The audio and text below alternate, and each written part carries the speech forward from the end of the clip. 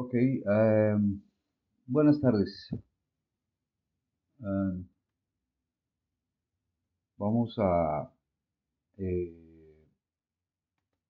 continuar con nuestra sesión anterior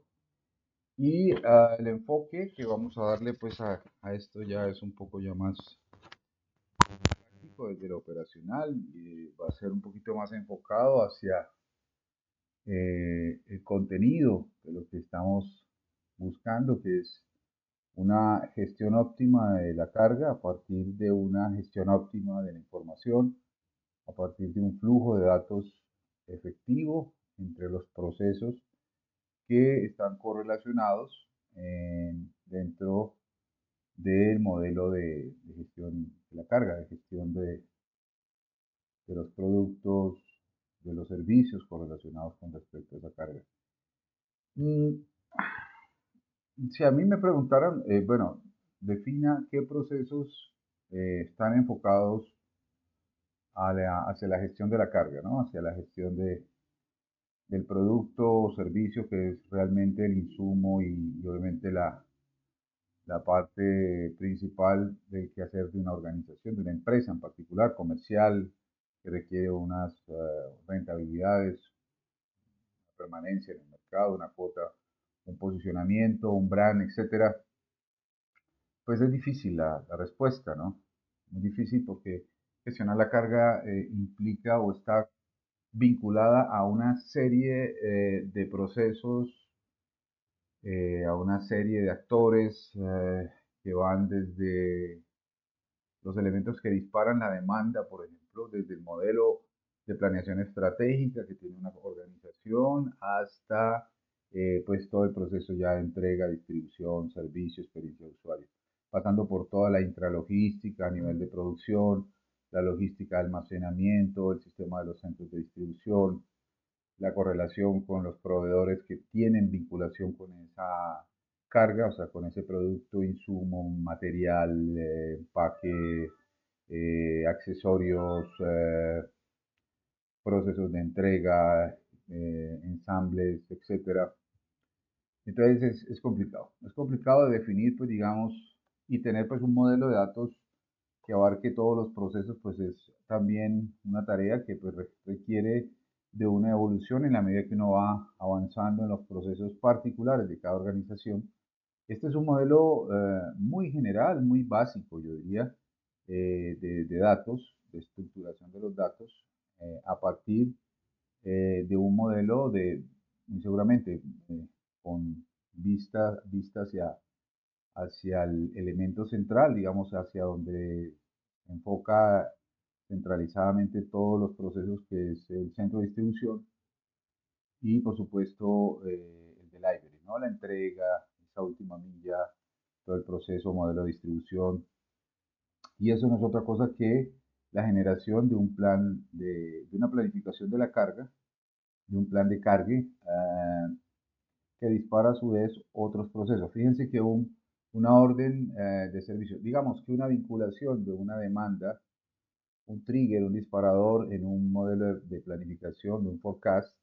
dispara una orden, o por lo menos dispara una intención de compra, esa intención de compra dispara en un almacén una orden de pedido, la orden de pedido dispara una serie de procesos alrededor del ERP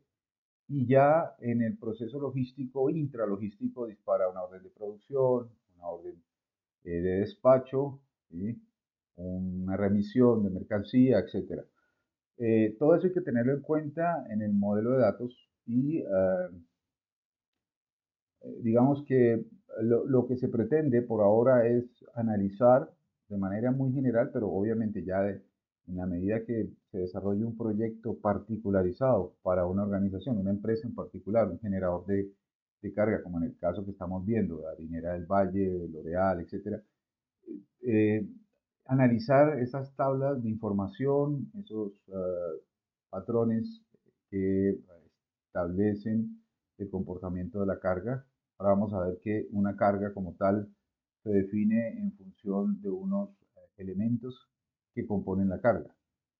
La orden de pedido es uno, a nivel lógico, pero la carga también la compone, digamos, los procesos que están relacionados con el despacho de la mercancía, el acondicionamiento de la carga, obviamente primero el armado del pedido, que es el proceso central en digamos, en un sistema WMS hoy en día, que es el picking, todo el tema de packaging, toda la parte de empaque, de alistamiento de la carga, paletizado, cubicaje, etcétera, la organización o la estructuración de la orden de pedido con base en una secuencia de entrega, con base en una cola filo que establezca el orden de cubicaje en un vehículo o contenedor. Después vamos a ver también que esto pues tiene otras implicaciones en el proceso ya de entrega y distribución. Si es en carga doméstica, pues el tema de optimización de rutas. Si es en el caso de un transporte a nivel internacional, marítimo, fluvial, pues digamos, aéreo, implicaría obviamente el acondicionamiento para el vehículo o transporte particular. Entonces, eso pues tiene unas implicaciones a nivel de estos parámetros, de estas variables con las cuales vamos a armar la estructuración de esta data. Vamos a volver a esto de manera un poquito ya más pormenorizada, con base en el modelo de planeación, el modelo logístico o intralogístico, que está muy relacionado con el modelo de producción de la empresa que genera la carga o la empresa prestadora de servicio, que puede ser una comercializadora, distribuidora o un operador logístico como tal, la empresa de transporte. Y luego regresamos ya de manera global a ver la interrelación, digamos, este tema del relationship, toda la parte de la vinculación de estas variables en un modelo relacional, precisamente en un modelo de estructura de base de datos relacional, donde ya el tema ahí analizar es el enfoque, por supuesto, el sistema ERP con el cual se está trabajando, que es vital, porque estos datos provienen de procesos que están en el ERP, planeación de la demanda, MRP, o sea, sistemas de gestión de materiales, todo el tema de compras, el aprovisionamiento que también está en el ERP. Por supuesto, también un factor muy importante es el tema del sistema financiero, la forma de tener la disponibilidad de recursos para los diferentes procesos al interior de la organización, con base en un modelo específico de compras, que es muy interesante, desde el análisis de presupuesto hacia la entrega final de materiales, con base, si es una empresa de generadora de carga, pues con base en un plan maestro de producción. Y luego dispara, o sea, y luego genera relación con variables ya más específicas del supply chain, de la parte logística,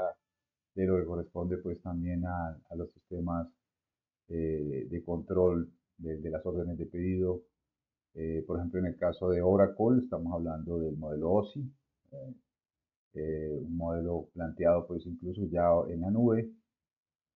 Eh, y ahí empezamos a mirar este tema de la aplicación, de la implementación con base no solo en el ERP, sino también con base en el Data Warehouse. La parte de las bases de datos va a ser fundamental. ¿Qué tipo de base de datos se van a manejar?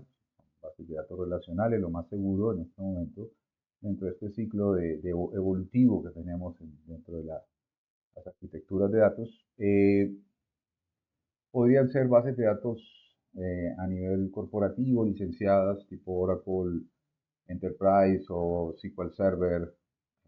de Microsoft, por ejemplo, o bases de datos más abiertas, algunas con un modelo mixto entre licenciado y open source, como por ejemplo MySQL, o ya bases de datos muy abiertas como MariaDB, Postgres, eh, etcétera. Vamos a ver una serie pues de digamos, implementaciones que combinan este tipo de bases de datos, incluso bases de datos que pueden dividirse en bases de datos de testeo, digamos, de prueba o de planificación o de análisis también, porque hay un modelo OLP que precisamente tenemos que entrar a ver, Online Processing Analytica, Processing el OLAP,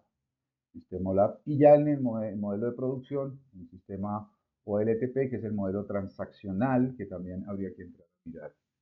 de manera de detalle, que básicamente pues es la base de datos con la cual se operan en los ERP, en el Data Warehouse o en la base de datos central. Esto no quiere decir que la gestión de la carga no pueda implementarse en un modelo particular de datos centralizado o distribuido también, si se quiere, por ejemplo, en un servidor aparte o en un sistema de información aparte, enfocado exclusivamente a la gestión de la información de la logística, en un sistema integrado, por ejemplo, a un WMS o a un sistema TMS, o a un supply chain, a un sistema de información que combina elementos de producción o de servicios con un sistema logístico o intralogístico. ¿Listo? Bueno, aquí arrancamos y el primer paso va a ser hacer una caracterización del producto empaque. O sea, ¿por qué hablamos de producto empaque? No solo hablamos de producto en sí. Algunas empresas combinan esa palabra, incluso llega a ser fusionada. Y cuando hablan de productos, estamos hablando de un producto empaque. ¿El producto qué es? El producto lo puedo ver como un insumo, una entrega, una producción, o sea, una transformación de una materia prima o de un modelo de ensamblaje de elementos para generar un valor agregado que va a ser vendido a un mercado. ¿Listo? Eso desde el punto de vista del producto físico, pero también podemos hablar del producto de la producción, o sea, el producto que entrega la producción. Y por supuesto, pues no vamos a mandar productos sueltos en frascos de vidrio o salsas de tomate o blister de pastillas tiradas en un vehículo. O sea, eso nadie lo concibe. De hecho, lo que más se acerca, digamos, a una carga suelta, que es el arrume negro, pues son cajas que demoran muchísimo el proceso de carga y descarga en vehículos. Estoy hablando de 2.000 referencias en un vehículo de 14 metros, de 12 pies, un truck, un vehículo grande o un contenedor de 40 IQ, pues estamos hablando de muchas cajas en un proceso de entrega, en una bahía de despacho que de pronto tiene una demanda, es un ciclo fuerte de demanda con múltiples órdenes de pedido en el día, pues tendría unas implicaciones en términos de tiempo de permanencia y habría que entrar a mirar el modelo ya de contenerización. Lo que nosotros llamamos contenerización, mucha gente habla del paletizado, pero no es otra cosa que contener en un contenedor, pues tener en un espacio volumétrico una carga que es un pallet. Y lo tenemos que obviamente ubicar, en este caso el patrón de arrume, el patrón de arreglo, perdón, de las cajas de una manera óptima, que la carga vaya estable, etcétera, en un pallet. Entonces, miramos que el producto puede ser una carga suelta, puede ser, si es el producto físico, pues son las pastillas o el producto en sí que está generando el proceso de producción, que se tiene que envasar, empacar en un envase o un empaque primario para proteger ese producto, para generarle una etiqueta, un label, un marketing, etcétera, que después eso todo lo conocemos, pero después eso ya tiene unas implicaciones de impacto en el tema de experiencia de usuario. Y luego viene un empaque secundario y terciario para hacer la protección del envío, o sea, para adecuar esa carga para el envío en un vehículo contenedor. ¿Cierto? Entonces, el producto hoy en día se puede manejar así, como un producto del ciclo de producción, o el producto es un elemento, una entidad que es generada por un proceso de negociación, que puede ser una comercialización, una distribución, un proceso productivo de generación de carga. Independientemente de que lo veamos, siempre vamos a estar hablando de producto de empaque, porque el empaque ya no es un insumo, no es un commodity, no es un gasto, es un elemento que incluso, si lo vemos desde el punto de vista operacional, afecta más al CAPEX, perdón, al OPEX que al CAPEX. O sea, va a ser un insumo operativo. De hecho, puede estar en una mezcolanza de las dos. Yo puedo generar por economías de escala compras de múltiples empaques de todo el año, por ejemplo, para mi proceso productivo de planeación, con base en un plan maestro de producción y de entrega, etcétera, o puedo ir generando un insumo mensual de acuerdo a las características de mi planeación de la demanda, etcétera, que es lo que a veces se utilizan en algunas empresas u organizaciones. Este producto empaque, lo que hay que hacer es caracterizarlo. Es cierto que muchas empresas tienen un ciclo de caracterización con base en una ficha técnica, las características del contenido del producto, el producto final de un proceso de producción que tiene unos componentes, tiene un balance digamos, de materiales para definir pues, los insumos de materia prima convertidos en un producto final y hay una contabilidad alrededor de ello, ya un sistema financiero que establece el margen de rentabilidad y por ende, pues obviamente el análisis de precio final con base en el servicio y el valor agregado que se le va a dar a ese producto. Pero visto desde el punto de vista operativo, el producto empaque tiene una caracterización particular y es definir cuáles son sus características, no solo a nivel de entrega final, o sea, a nivel de funcionalidad para el usuario o de, por ejemplo, de salud, si es el caso de pastillas o de alimentos, hacen unas propiedades nutricionales, etcétera, que obviamente es muy importante y están no solo en las fichas técnicas, sino también en las etiquetas del producto como tal, sino ya desde el punto de vista de la gestión de la carga, lo que estamos viendo. Entonces, un producto empaque, por ejemplo, primario, que ya requiere, por ejemplo, un elemento de protección como es el envase, tiene ya unas características específicas y se puede definir o se puede establecer a nivel de un ciclo de vida y lo primero que uno tiene que identificar es que ese ciclo de vida de ese producto, ese elemento, insumo, lo que quieran ver, lo puede uno identificar como una entidad, un objeto. Realmente, hoy en día, las variables que están relacionando a la entidad o objeto de producto se enfocan en esa modalidad porque luego van a ser transformadas en un elemento lógico. Hagan de cuenta como una especie de avatar. Yo tengo una imagen de un producto específico, un frasco de una mercancía X Acme, y ese frasco tiene una contraparte física, obviamente real, donde pues, yo voy a usar, pero desde el punto de vista de la información, pues va a tener una forma, va a tener un color, va a tener una etiqueta, un label, y desde el punto de vista de variables con las cuales yo voy a correlacionar ese objeto o esa entidad, voy a tener que darle unos atributos, y esos atributos no es otra cosa que pues, las características físicas como forma, sobre todo a nivel volumétrica, digámoslo así, la textura, el color, digamos, la característica. Una parte que nos están preguntando mucho ahora desde el punto de vista del diseño estructural es cómo definir un objeto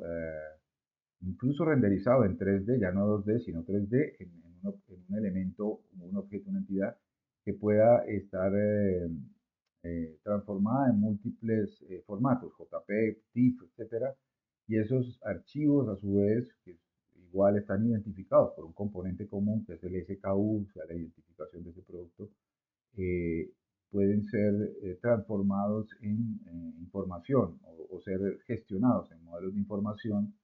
que le permitan de manera gráfica, visual al usuario y luego a la cadena de distribución, que es la que más le interesa, y luego al cliente, si el cliente pues va a entrar en un ciclo de compra en línea a través de un modelo de e-commerce, etcétera, donde yo tengo la forma de ver no solo la fotografía del producto real, la foto física, sino ya la imagen renderizada, incluso caracterizada, incluso hasta por un icono, por un formato específico que yo quiera, digamos, posicionar, o un elemento auxiliar, como puede ser o no sé, un dibujo, un logo o incluso un avatar. Un avatar, un objeto que sea un recordatorio, algo que le impacte al cliente. Esto tiene mucho que ver con procesos de marketing, experiencia de usuario, etcétera, pero que desde el diseño del producto y desde la gestión de la carga tendríamos que entrar a mirar. El otro, pues las dimensiones, por supuesto, muy importante en los ciclos de captura de esa información, porque voy a tener que ubicar el producto en un empaque secundario. O sea, yo no voy a enviar un frasco en una cajita pequeña y mando 10.000 cajitas pequeñas en un vehículo. Yo mando cajas de bundles o grupos o agrupaciones de 12, 24 frascos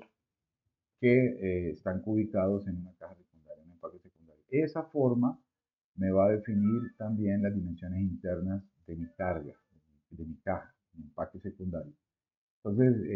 ver muy bien este tema de las dimensiones, largo, ancho, altura, profundidad, si queremos empezar a complicar un poco el tema, espacio entre productos, si necesito divisores para que las etiquetas no se afecten en el proceso de entrega y distribución, que hay vibración, golpeteo, saltos, etcétera, en un vehículo contenedor. Eh, Temas que tienen que ver también incluso con accesorios, elementos adicionales dentro del empaque secundario, que después lo miramos. Y algo que, hablando de dimensiones, pues las dimensiones tienen que estar en unas unidades, ¿no? Vamos a mirar, particularmente, pues, de lo que yo he visto, eh, no sé si en algún momento me he topado con algún sistema específico de medida que sea parte de los estándares, pero el elemento central son los sistemas internacionales de pesos y medidas como milímetros, kilogramos, o el sistema imperial que son pulgadas, libras, pounds. Entonces, digamos que también podríamos usar otro tipo de unidades, pues habría que entrar a mirar dentro del modelo de planteamiento del software que va a gestionar este tipo de elementos, si lo permite. Pero básicamente esos dos, el sistema métrico internacional, el sistema imperial, que viene pues del imperio británico, que son inch, pounds, o sea, pulgadas, libras. Entonces ahí viene el tema de dimensión. Muy importante cuando se hace la caracterización de la dimensión es la dimensión, pero frente al formato o a la forma como voy a ubicar el producto en el empaque secundario. Si va a estar de pie, si va a estar acostado, por ejemplo, sachets pueden ser acostados, frascos van a estar parados, incluso en un arreglo columnar que le dé soporte y le va a dar contribución a un tema que vamos a ver después, que es la compresión, la resistencia a la compresión de la caja. Las dimensiones, obviamente, van a tener cierto márgenes de precisión o, digamos, componentes de precisión. Si hablamos de milímetros, pues en términos prácticos, hablar de décimas o centésimas de milímetros no afectan mucho los procesos de cubicaje, tanto de producto primario en el empaque secundario o incluso el empaque secundario paletizado y luego cubicado en un vehículo contenedor. O sea que no, a nivel de milímetros, por experiencia de lo que yo he visto y teniendo en cuenta también los márgenes de error de las corrugadoras, de los márgenes de error a nivel de ubicar un producto en un pallet, etcétera, hablar de décimas y centésimas de milímetro no tiene sentido. Entonces, cuando hablamos de dimensiones, que es un tema diferente aparte, las dimensiones tendríamos que revisarlas o mirarlas en términos de cifras decimales enteros. Y cuando hablo de enteros, ahí viene un tema que de pronto para los que no son muy dados al tema de bases de datos, de tecnología, pues puede parecer un poco harto tocar el tema, pero es fundamental dentro de este modelo de diccionario de datos, cuando estoy haciendo una base de datos, es fundamental ver las características también del dato, ¿no? Las características no solo del atributo, que es en este caso dimensiones, sino las características de los patrones de medida del dato, o sea, con qué unidades voy a medir ese dato. Por ejemplo, las dimensiones se van a medir con números enteros, razón por la cual el factor o el elemento con el cual yo voy a hacer esa identificación, largo, ancho, alto, van a ser enteros. Voy a caracterizar, y esto en términos de programación, pues hablamos de tipo de datos, eh, un poco harto de pronto para los que no están muy dados al IT o los que me están escuchando y son más de logística, pero es importante que ustedes lo vean. De hecho, lanzo mi cuña aquí. Hoy en día un logístico debe saber de programación, un logístico debe saber de cloud computing, un logístico debe saber de bases de datos. ¿Listo? Entonces, pues les dejo esa inquietud, particularmente pues un despertar, como yo, el despertar de la fuerza. Dos, porque ahí viene un tema y es que mucha gente, cuando empezamos a tocar temas de bases de datos, me acuerdo muchos años atrás y luego ahora, incluso antes de la pandemia también, que empezaron a evolucionar modelos diferentes, el tema de las bases de datos fue más relevante y lo logístico pues teníamos que entrar a mirar temas ya de la caracterización del dato. Entonces, mirar temas de bases de datos, saber por lo menos cómo caracterizar un dato y ver, por ejemplo, dimensiones, variables. Incluso después miramos el tema del procesamiento del dato, que eso viene desde un origen, ¿no? O sea, de dónde viene el origen del dato, cómo capturo el dato. Para el caso de dimensiones, muy sencillo, sí y no, depende de las características de mis operaciones, de mis áreas funcionales. Hay organizaciones que todavía no tienen cimentado un área funcional de gerencia a nivel de, perdón, de, digamos, operativa, a nivel de ingeniería de empaques. Otras sí, tienen un departamento completo de ingeniería de empaques, básculas de precisión, micrómetros, etcétera, elementos que me permiten lograr un nivel de precisión en la data. Una de las características particulares del dato. Entonces, pues vamos a mirar este tema. El dato debe ser eh, con calidad, debe tener una calidad del dato, debe tener un nivel de confiabilidad, el tema de la confiabilidad de la data, de la integralidad de la data, que sea íntegro a lo largo de todo el proceso de gestión de la información. Y debe tener una disponibilidad, estar disponible en el momento que yo lo voy a necesitar. Vamos que esa es la tríada de los, digamos, de las características hoy en día de un dato. Fíjense que estoy hablando de datos, no hablo de información. Después vemos los atributos de información, que son componentes ya mucho más estructurados de ese dato. O sea, estamos hablando de metadata, estamos hablando de procesos que están correlacionados con esta información, que conlleva también a un elemento fundamental dentro de la cadena digamos, en general, dentro de la cadena de producción o de servicios que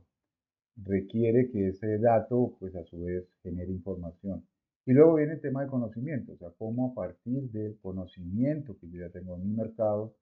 de mi planeación de la demanda, de los procesos con los cuales estoy haciendo toda la integración, pues voy a poder procesar esa información de manera óptima, voy a poder tomar decisiones, voy a poder eh, responder rápidamente a esa dinámica del mercado y voy a generar una cadena de valor, una cadena de aprovisionamiento mucho más flexible, adaptativa, resiliente a variables que me pueden estar afectando mi proceso, tasas de cambio, procesos complicados en el orden sociopolítico, características a nivel de crisis de mercados, variación de una moneda, situación de, digamos, de índole catastrófica, por ejemplo, inundación, un terremoto, etcétera. Dios no lo quiera, temas de terrorismo, ataques cibernéticos, etcétera, que van a irrumpir o van a afectar mi ciclo de servicio, de producción, de consecución de materia prima, incluso de identificación óptima de clientes o de disponibilidad de insumos para poder atender un mercado y no generar stockouts. Bueno, hay mucho que hablar de este tema de la data, pero lo importante es dentro de la caracterización mirar el tema que nos compete y que van a realmente a implicar algún efecto o algún proceso particular dentro de la gestión, dentro del modelo de datos. Eh, Está el color, por ejemplo. Yo de color no sabía mucho, la verdad. Yo estuve estudiando historia del color y caracterizaciones del color en elementos de producción, bueno, hasta que ya me topé con gurús que ya conocen del tema, toda la suite de Adobe. Esco presidente tiene también un convenio a nivel mundial con la suite de Adobe y pues cuando empezamos a trabajar este tema de etiquetas, labels, que es parte pues, de lo que hacemos también acá en Tecnopacking, pues empezar a mirar el tema ya de la profundización del impacto del color, ¿no? Hasta cosas locas como la teoría del color, el Pantone, por ejemplo, que es, digamos, el modelo de caracterización del color ya en términos de un código, de una codificación estándar a nivel mundial, o los diferentes modelos de gestión del color, RGB, SKY, Pantone, etcétera, y uno cuando empieza a mirar y a meterse, wow, o sea, uno no sabe nada, o sea, realmente la psicología del color, el impacto en la visión del usuario, en la forma como esto puede implicar atracción hacia un producto o servicio, incluso también, pues es interesante. Es interesante y de hecho, pues yo no sería la persona experta en el tema, pero sí que nos toca meternos un poco en ese atributo y ver, de acuerdo a los colores, pues cómo gestionar la carga dependiendo de un modelo de etiqueta, de etiquetado, modelo de impresión, etcétera. No solo en el producto, no solo en el empaque primario, que también es fundamental, hasta ahí llegamos, digamos, dentro, sino que ya lo estamos viendo a nivel de punto de venta, góndolas, características a nivel de modelo de distribución en grandes superficies, cadenas como Walmart, etcétera. De uno empieza como a mirar la afectación de la etiqueta, el color frente a el proceso de compra o de identificación. Vamos a mirar que también hay etiquetas exclusivamente, y esto lo hemos visto a lo largo de todos estos años en el tema de gestión de inventario,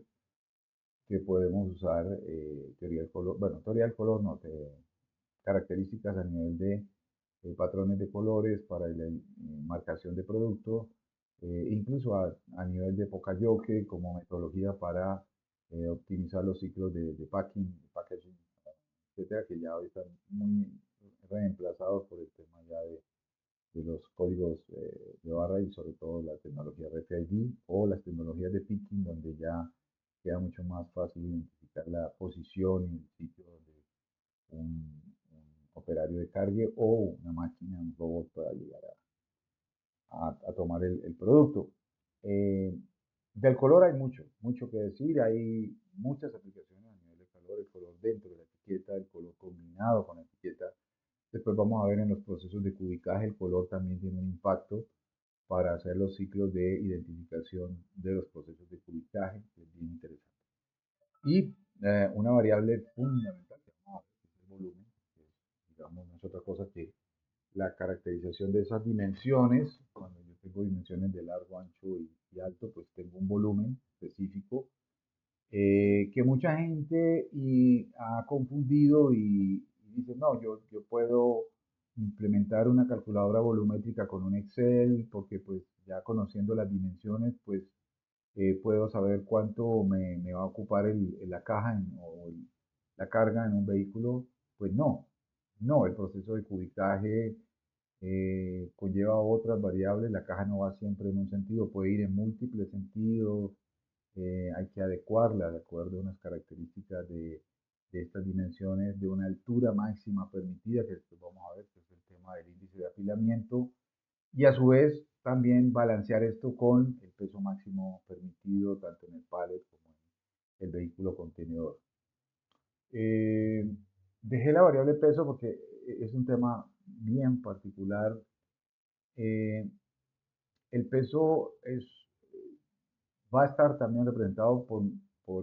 y dentro de este proceso de caracterización que se hace dentro de un modelo diagnóstico empresarial, diagnóstico logístico. Eh, el peso es fundamental, el peso del producto primario en el empaque secundario conlleva obviamente unas características del empaque.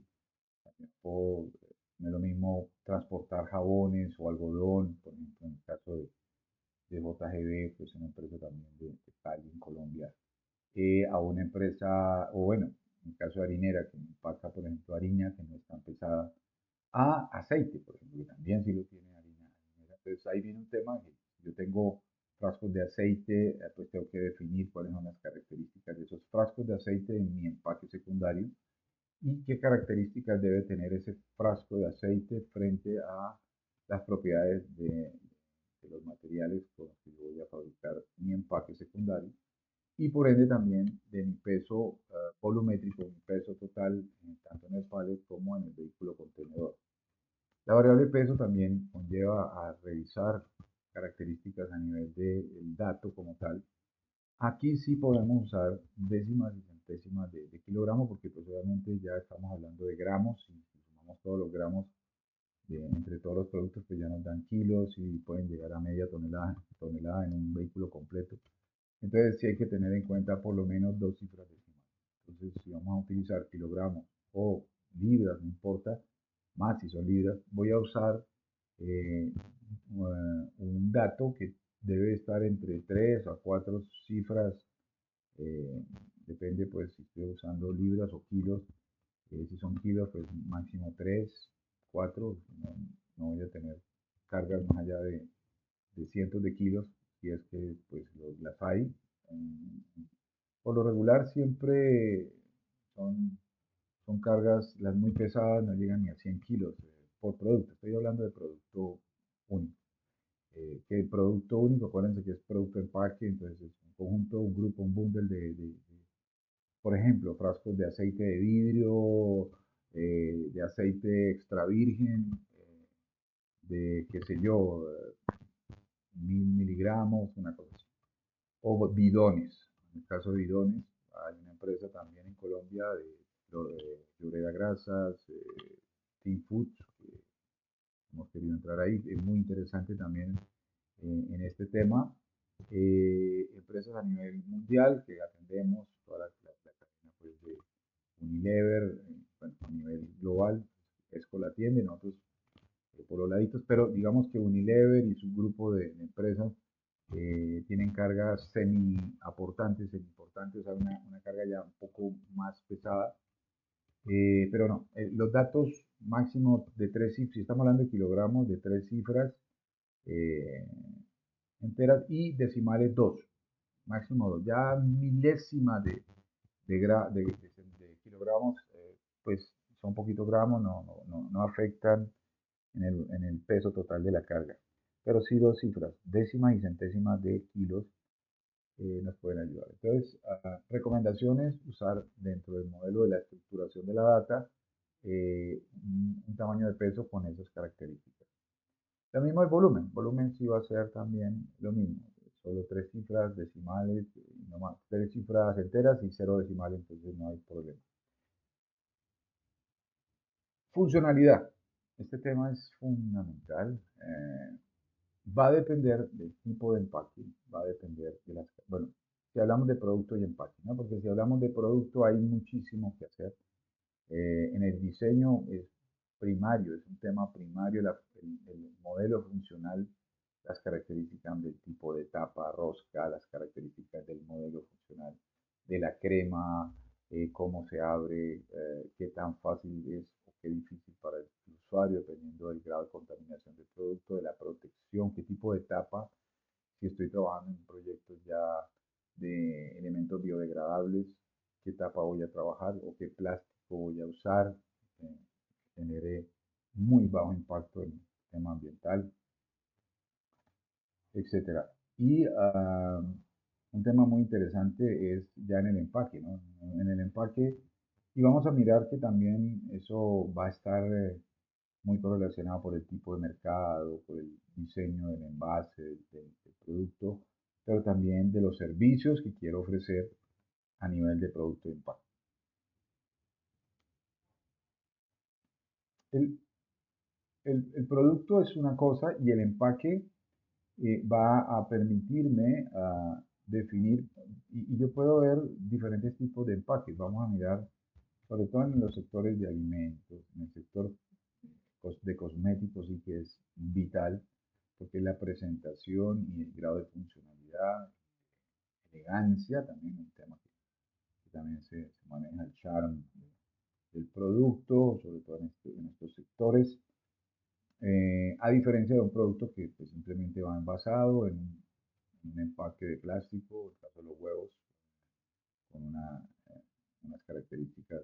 de protección, sí, de seguridad frente al producto, y luego va empacado en una caja y no más. Se transporta al otro lado y se vende o por paca o se vende por, depende también de la unidad de carga. Después vamos a mirar ese tema de las unidades de carga, ¿no? La unidad mínima de carga, cuando estemos en el modelo de distribución. Y a nivel de servicios. O sea, los servicios que yo voy a requerir de un empaque, de un producto y luego de un empaque van a depender del tipo de mercado. Por supuesto está el tipo que me define el grado de soportabilidad, si es soportante, si es una carga frágil, el nivel de maleabilidad que tiene el producto y vamos a mirar un factor que estamos viendo en las figuras geométricas cónicas. Cuando hablamos de geometría, pues wow, hay un tema ahí bastante interesante para hablar, que después lo tocamos, incluso cosas locas como geometría sacra, etcétera. Por ahora estamos hablando de figuras trapezoidales, cónicas, cilíndricas,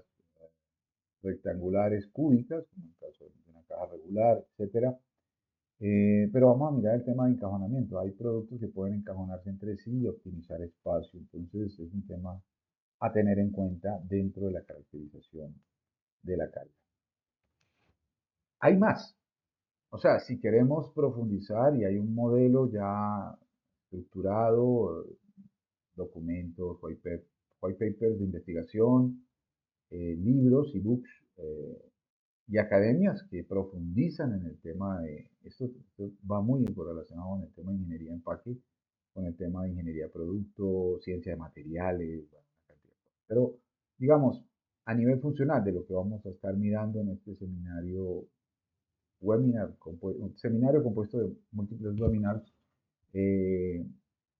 que es de difusión, obviamente, si ya una empresa requiere un webinar particularizado, pues lo podemos hacer, pero esto lo que nos interesa también es como dar el mensaje. Por ahora nos interesa muchísimo, muchísimo profundizar en el elemento de conocimiento, en este tema de e-learning, de contenido. Buena parte lo estamos haciendo con los proveedores que trabajamos, todos tienen mecanismos de e-learning, de contenido, sistemas LMS, ¿no? Learning Management System, que a su vez comparten información a nivel global, mundial. Zebra, Urobo, Netstock, Infor, ESCO, eh, incluso empresas de packaging, algunas que tienen ya su mecanismo de e-learning y que comparten y distribuyen información. Lo mismo hacemos nosotros en este tema, por ahora de difusión, divulgación, pero también correlacionar entidades, ¿no? Este tema de la competencia, la colaboración, sobre todo este tema de vincular elementos de colaboración a los modelos que plantean las organizaciones. Incluso esto lo llevamos a nivel de, no solo de metodologías de desarrollo, Lean Six Sigma, Lean Manufacturing, Lean Logistics, sino que estamos hablando ya en términos un poco más de detalle en el tema de vincular sistemas de información, software, aplicaciones que permiten de alguna manera hacer este tema de modelamiento de la data, modelamiento de, bueno, llevarlo todo pues obviamente en términos de IT, de sistemas de información, ¿no? Y bueno, luego hacia las nuevas metodologías, paradigmas, arquitecturas de servicios, cloud, etcétera, pero que parten de una estructura de la data, de la información, un modelo de datos. Y lo que nosotros, digamos, dejamos aquí en claro con estos webinars cortos, que no son tan cortos, de más de una hora por lo menos, eh, es que ustedes realmente repiensen, porque sé que lo tienen, pero repiensen en la carga repiensen en los procesos, optimicen los procesos eh, eh, al interior de sus compañías o con el acompañamiento de empresas consultoras, no siempre las clásicas, no, consultora, McKinsey, Deloitte, etc. No, hay empresas como nosotros, hay otras empresas que están muy especializadas en temas de gestión de la carga, entonces, y que tienen una experiencia y una trayectoria bastante importante. Por supuesto, Deloitte es un gigante, buenísimo, McKinsey me encanta, entonces hay un tema que podemos de pronto vincular dentro de las áreas de investigación que ellos tienen. MIT, el MIT, que les decía, GS1, por ejemplo, que es una entidad de estándares internacionales para el tema de codificación de productos. Pues todo esto conlleva obviamente a un elemento de colaboración, de coordinación entre múltiples entidades, incluso entidades de gobierno. Yo particularmente soy un fan, un friki de este tema. Yo fui funcionario de gobierno y creo que las entidades estatales adolecen un poco de este tema, deberían vincular más, y de hecho ya lo han propuesto muchísimo en esta tríada de gobierno, y uno está cansado de escucharlo, pero no lo ve uno en la realidad. Gobierno, entidad, empresa y educación, sistema educativo, o universidades, organismos de investigación. Entonces, al interior de las compañías deberían generar su propia plataforma, infraestructura de e-learning y poder vincular este tema. ¿Por qué les cuento todo esto? Porque aquí vamos a entrar en otro elemento fundamental que es el ambiente operacional. Toda la parte de que la carga no va ahí suelta en el espacio vacío de ojalá en algún momento lo que han planteado los partidarios de las impresoras 3D es que la carga pueda ser recreada al otro lado y todo sea un componente de información, y yo transmitir un holograma donde defino las características de ensamblaje y pueda producir un producto. O bien funcional, o si es orgánico, pues tendríamos que tener una serie de componentes a nivel químico, enzimático, y que recompongan pues el producto como tal, pero pues esto estamos muy lejos de llegar a eso. Pero sí que podemos hacer una caracterización lógica del producto, y de todos modos el producto circula, transportado, es gestionado desde la fábrica, desde el momento que sale del modelo de producción, con unas condiciones de operación, temperatura, humedad, etcétera, y debe entrar ya en un ciclo de protección, de transporte o de almacenamiento, pues vamos a mirar. El tema del storage no es una cosa tan a la ligera como coger el producto, meterlo en una caja y ponerlo en un rack de almacenamiento. Depende del producto. Y ahí vamos a mirar también las características del empaque, tipo de empaque secundario, las características a nivel de acondicionamiento de la carga para almacenamiento y al acondicionamiento de la carga para distribución. Dos cosas diferentes, o a veces una sola. Si quiero simplemente coger un montacarga, sacar mi producto, ponerlo en un vehículo o contenedor y se fue. O sea, también puede ser así. De hecho, la tendencia es a optimizar el tiempo en el supply chain. Eh, entonces, vamos a mirar los tipos de empaques, sobre todo el empaque secundario y el embalaje con el cual vamos a estar trabajando, que es el que más correlación va a tener con el ambiente de operación. Ya adentro va el producto primario protegido, incluso el producto con un envase o un empaque primario, una cajita plegadiza pequeña, un microcorrugado que ya lo está protegiendo. Y luego va envuelto de pronto en un stretch, en una bolsa de protección adicional, o alrededor van popor, bolsas de aire, etcétera, que protegen ciertos componentes sensibles. Y luego viene el tema ya del empaque secundario. Pero en ese ambiente de operación, el empaque secundario y el embalaje es clave. Eh, Factores dentro de los elementos de medición está el índice de calidad y los procesos que aseguren el ciclo de vida del producto desde un comienzo, desde que sale de producción. sea, todo el modelo de garantía. Bueno, ese es un ciclo cerrado donde ya hoy en día nosotros hemos estado por los laditos con la academia y algo con algunas empresas también, mirando el tema del ciclo de vida completo, el bucle completo de ese retorno del producto en la disposición final, todo el tema de recolección de basura, mirando este tema de los ODS a nivel de Objetivo de Desarrollo Sostenible y enfocados obviamente hacia economías circulares, que nosotros aquí también ver este tema de la logística verde, de la logística inversa, eh, pasando por elementos de disposición, de recolección, de reciclaje, hasta procesos un poco más complejos que tienen que ver pues ya con temas de garantía, retorno de empaque, características obviamente de disposición,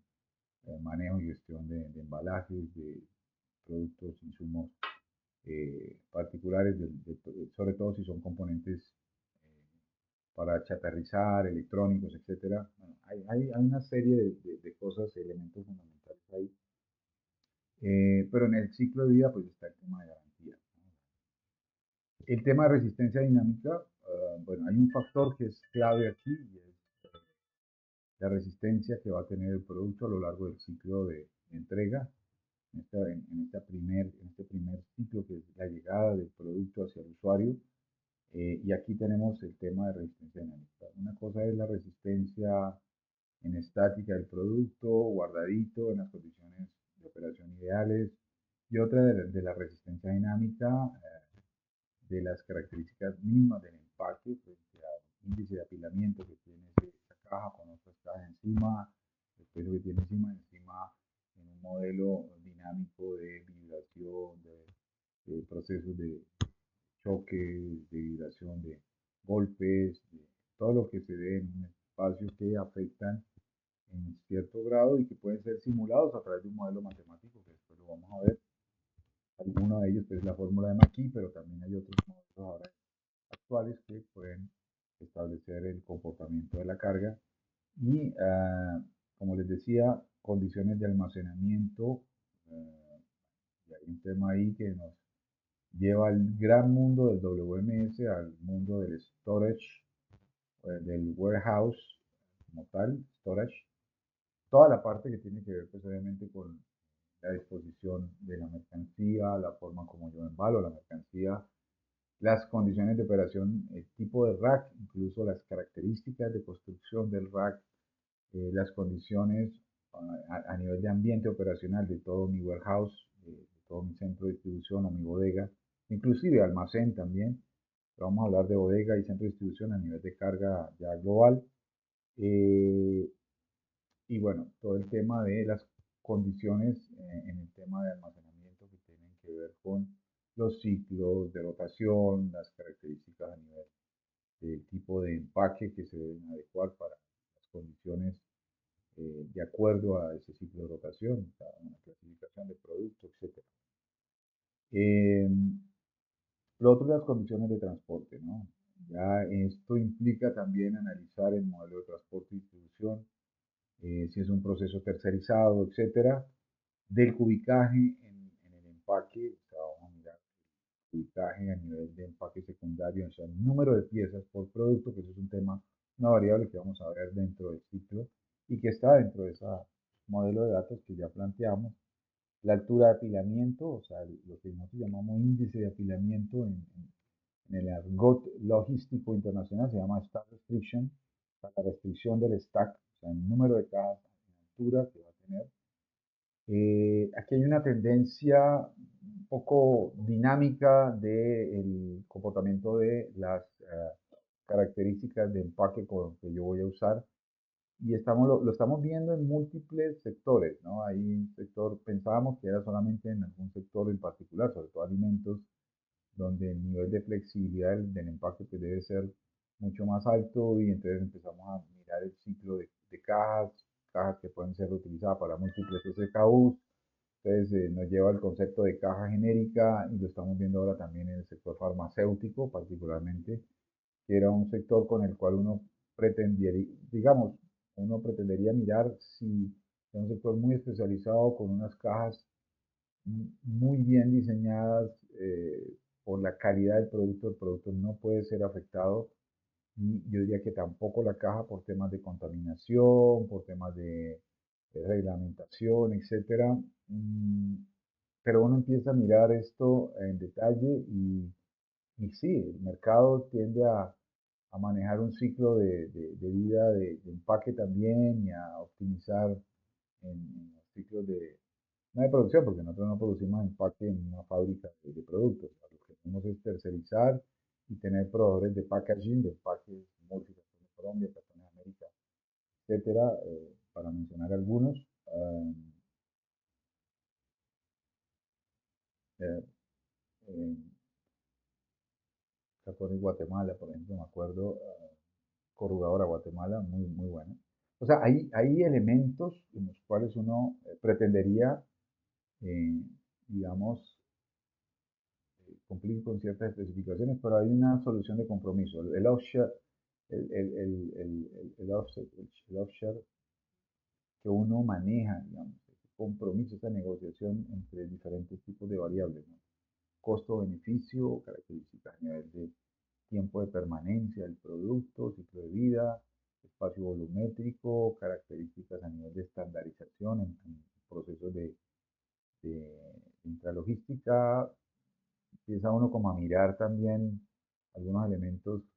y en parte a darle la razón, ¿no? Elementos que ya se llena uno de más referencias de empaque que de producto, entonces también hay que mirar este tema, ¿no? Eh, Algo en el cual nosotros vamos a profundizar y con estos dos elementos más terminamos este segundo webinar pequeño, esta parte, que es clave, la caracterización del producto del empaque es clave. A partir de ahí empieza todo. No hacemos una caracterización del producto y del empaque, nosotros empezamos ya a mirar temas como desde el punto de vista del diseño, por ejemplo, toda la parte de caracterizar por familia de productos, fíjense, para el caso de L'Oreal, y ya elementos de desarrollo, digamos que terminando con este ciclo, digamos, de caracterizar el producto, te voy a dejar esos dos slides para darle una introducción después al otro webinar y engancharme ya con la parte pues, de operación, porque empezamos a mirar ya elementos claves de soporte, de diseño, eh, de ingeniería, a nivel de empaque, ingeniería estructural, y ya empezamos a meternos con la implementación de tecnologías, que también viene un tema que esto nos tiene que ayudar a gestionar, sobre todo cuando hablamos ya de logística 4.0, de, digamos, una logística más enfocada hacia procesos en la nube, por ejemplo. Entonces, ya. Y es el tema de la consolidación de la carga. Eh, Podríamos hacer un webinar pequeño, por ahí de una media hora, 40 minutos, solamente consolidación de la carga. ¿Por qué? Porque estamos viendo un comportamiento, yo le puse la palabra inmanente porque está metido dentro de los ciclos de diseño de los procesos logísticos y es el tema de qué está pasando con la gestión de la carga en términos de unidad. ¿Cuál es la unidad mínima de carga con la cual las empresas empiezan a mover su producción? No es lo mismo, bueno, obviamente sabemos que no es lo mismo si hablamos alrededor del ciclo de un supply chain, si hablamos de toda la cadena de valor y o por ende la cadena de aprovisionamiento de una organización, de una empresa, que depende del grado de correlación a nivel de responsabilidad de la carga, desde que genera el producto hasta que lo entrega al usuario final. Hay un modelo particular de entrega y ese modelo particular puede ser un modelo de distribución, subdistribución, comercialización, cadena de retail, soluciones de última milla, enfocados a un modelo particular de transporte también, donde, por ejemplo, si yo tengo una unidad específica de carga, como es en el caso de un generador de carga, una fábrica, pues obviamente yo no voy a transportar cajas, voy a transportar mínimo pallets, contenedores, etcétera, que son grandes volúmenes, a grandes superficies o a grandes bodegas de almacenamiento, centros de consolidación de la carga, todo el tema de consolidación de productos, por ejemplo, en grandes bodegas tercerizadas, mayoría, o si hablamos de procesos de transporte a nivel internacional, de comercio internacional, pues todos sabemos este tema de la crisis de contenedores, de las fusiones en las compañías navieras y todo este tema que generó pues una economía bastante volátil en el tema de precios, en el tema del costo de envío de un contenedor a, hacia, hacia Pacífico, hacia Estados Unidos, hacia Europa, etcétera, si hablamos en este caso de Sudamérica, concretamente donde estoy ahora, que es Colombia, pero que lo hemos visto en empresas de Centroamérica, de México, más, por ejemplo, nuestros amigos de Chile, el caso de Perú con su tema comercial, aprovechando pues sus puertos, etcétera, y concretamente pues también el caso de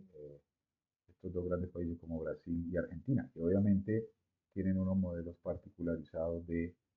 comercio, por ejemplo en el caso de Brasil, frente a su proceso de entrega de productos, tanto para el Atlántico, pues que están ahí,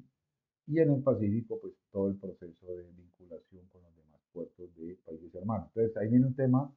clave que tendríamos que entrar a mirar en el detalle eh, de cuál sería el modelo particular de generación de carga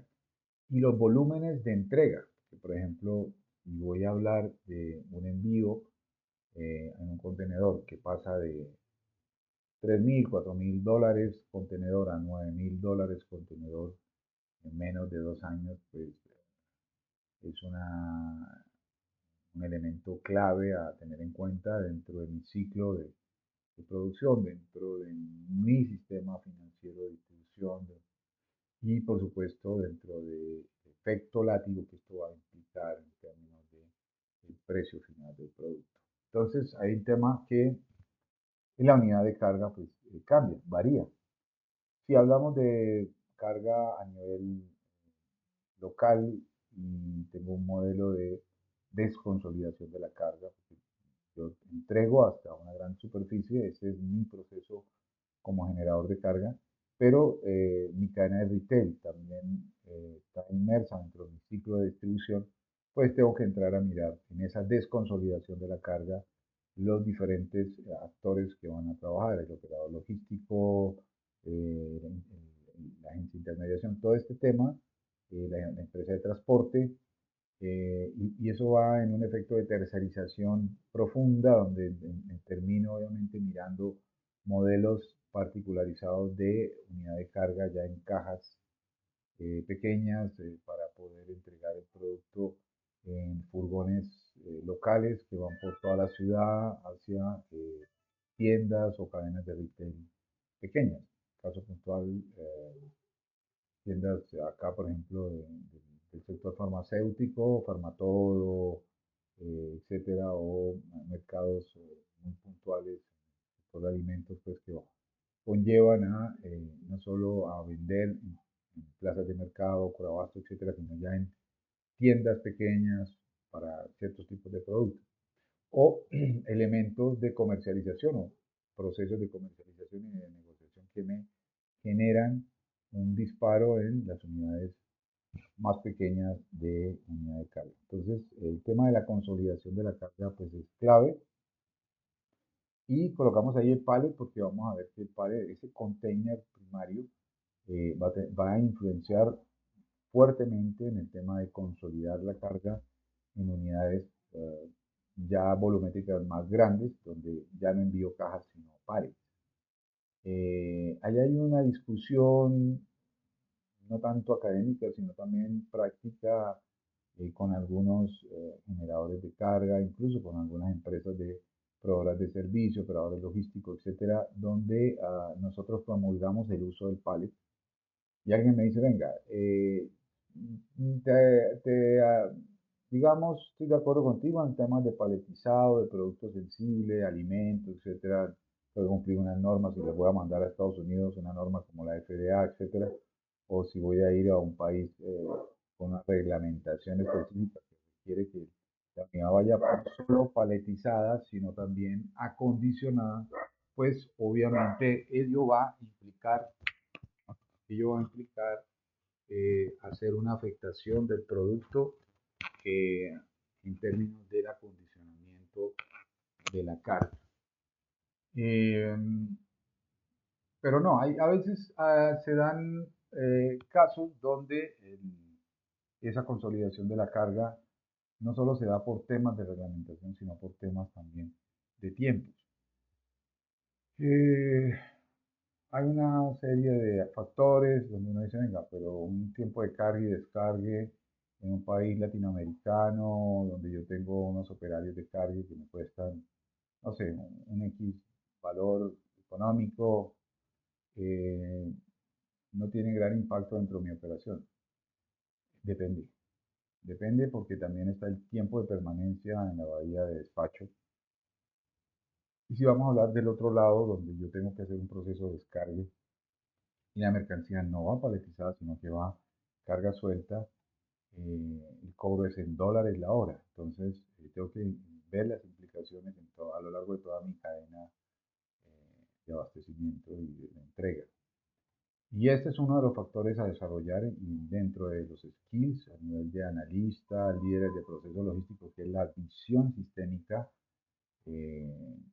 holística, global de estos sistemas logísticos y de operación.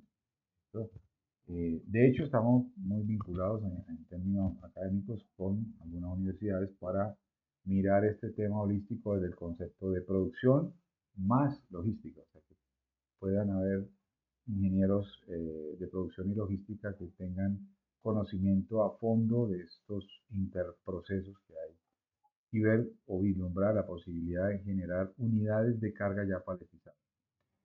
¿Hacia dónde va el mercado? Muy seguramente, me atrevo a decirlo porque ya estoy viendo ese comportamiento realmente en las operaciones de algunas compañías grandes, hacia mercados donde la carga va consolidada y va paletizada, por múltiples temas. Tiempos de respuesta, ya no muevo cajas sino palets, por tiempos incluso de consolidación y desconsolidación de información. Entonces yo le pongo al pallet un tag, le pongo un rótulo y simplemente con un escáner de radiofrecuencia de RFID valido ya la salida de esa mercancía en términos de minutos y no segundos. Entonces hay un tema también de optimización de tiempos, protección de la mercancía, vincular esto con el cliente. No, pero ven, el cliente no le interesa, pero si yo le hago ver al cliente que se gana un tiempo valioso, si yo le entrego la mercancía ya paletizada para que él simplemente coja su montacarga y lo ponga en el anaquel, pues estamos viendo un tema de colaboración, de coordinación entre los procesos logísticos a lo largo de todo el supply chain. Y ese es un tema central, es un tema de cultura también, que nos falta mucho también empezar a evolucionar en algunos sectores. Entonces estamos trabajando en ello. Por supuesto, a nivel de posicionamiento de marca, brand, y sobre todo en el nivel de aceptación. Saber que las características óptimas del envase, empaque primario, empaque secundario, carga consolidada y luego la carga ya de entrega final, que puede ser en cajas maestras, en eh, unidades más pequeñas, independientemente de todo, lo que queremos es un nivel de posicionamiento, de protección y proteger la marca como tal. Y ello, bueno, tiene una serie de implicaciones que no es solo el tema del empaque en sí, sino también de la rotulación, de la marcación, de nivel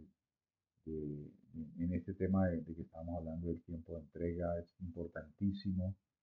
eh, y uno a veces, si le hace seguimiento a la entrega final de un producto desde que sale de fábrica, y va sumando estos grados de integralidad o de gestión de la carga, van a implicar o van a afectar el lead time y los tiempos de entrega, que obviamente son vitales en un proceso de validación de la carga, en un tiempo de cumplimiento a los requisitos o requerimientos de un cliente, que puede ser una cadena de comercialización o también puede ser en el usuario final. De hecho, todo implica el usuario final, porque si no tengo a tiempo la mercancía, puedo generar un stockout y el usuario final que está en el almacén buscando a mi producto y no lo encuentra, pues va a buscar la competencia y va a afectar ese brand. Y en el tema de clase, ¿no? Vamos a mirar, la clase es importantísimo, cómo identificar el producto en términos de rotación, de rentabilidad, de volumen de ventas. Eh, Hay una clasificación, digamos, no solo la clasificación primaria, Coquito, ABC, de producto con base en un nivel de rotación, sino también hay otros factores que incluso hay temas de generación de demanda. Um, Hay una discusión ahí alrededor de, y lo hemos comentado con algunos gerentes, donde hemos pues, tenido, bueno, digamos, ahí hacemos una labor un poco más consultiva en el tema de poder identificar la generación, la autogeneración de demanda. No, pues que ese producto es ABC porque ese producto está clasificado como producto C o D en mi ciclo de producción porque los insumos están fallando. Entonces hacemos la espina de pescado y miramos a ver, pero es un producto buenísimo que puede impactar el mercado. Entonces, solucionar el problema de raíz en el tema de insumos. ¿Sí? Ahí viene otro tema y es, venga, es que el producto está clasificado con base en unos márgenes de rentabilidad. Pero vamos a mirar y no hay una buena, adecuada cadena de aprovisionamiento, no hay una calificación de proveedores, estamos generando no calidades, issues, eventos, no conformidades desde el origen y que hace que el producto, que es muy bueno porque requerido en el mercado, no tiene la calidad específica, entonces hacemos una validación. Y lo otro es en el tema de mercadeo, marketing, CRM, etcétera, donde el producto no está visibilizado y es un producto bueno. Entonces, no, es que el problema está en que el producto está clasificado porque no tiene mercado. Mentiras, el producto que no está visibilizado nomás. Y lo que se hace es impactar en un modelo de generación de ventas. Ahora, esa generación, perdón, de demanda, y esa generación de demanda está correlacionado también con esa visibilización del producto con base en una etiqueta, logo, marketing, que a su vez está implícito dentro del producto, que puede ser la etiqueta, el mismo marketing, la misma funcionalidad, la misma caja con la que yo estoy haciendo la venta del producto. O sea, ahí hay un tema ahí muy interesante y es un mensaje pues, a nuestros colegas del área comercial, de marketing, de diseño, etcétera. Bueno, hasta aquí esta segunda parte de caracterización. Vamos a seguir, nos faltan dos slides, pero los dejo para la tercera sesión de este webinar, de este, digamos, seminario, que son 4 o 5 webinars de caracterización de la carga, con base en un modelo de gestión óptima del producto, ¿no? Una gestión óptima de la carga para generar, realmente el título es así, generar cadenas de abastecimiento adaptativas, o sea, implicar tener opciones de timonel, que llamo yo, a nivel de barco, donde yo puedo, con una gestión óptima de la carga, timonear en el océano bastante movido de la dinámica de mercados. ¿Okay? Entonces, nos vemos en la próxima sesión y bueno, buenas tardes, ya casi buenas noches. Un abrazo.